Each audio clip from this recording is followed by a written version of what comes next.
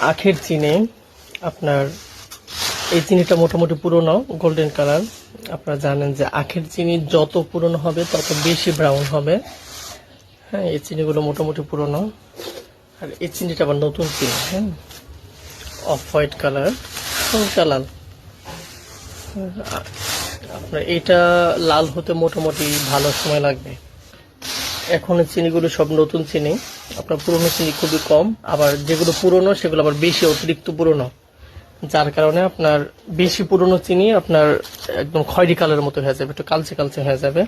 এটা নতুন চিনি, এটাও ভালো ঝরঝর আছে।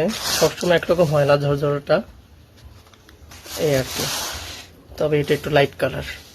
আপনার খুচরা পাইকারি যার যেভাবে ইচ্ছে কিন্তু নিতে পারবেন ইনশাল্লাহ আমাদের থেকে। তারপরে যে এই চিনিগুলো মোটামুটি ব্রাউন, খুব বেশি ব্রাউন না, মোটামুটি গোল্ডেন কালার।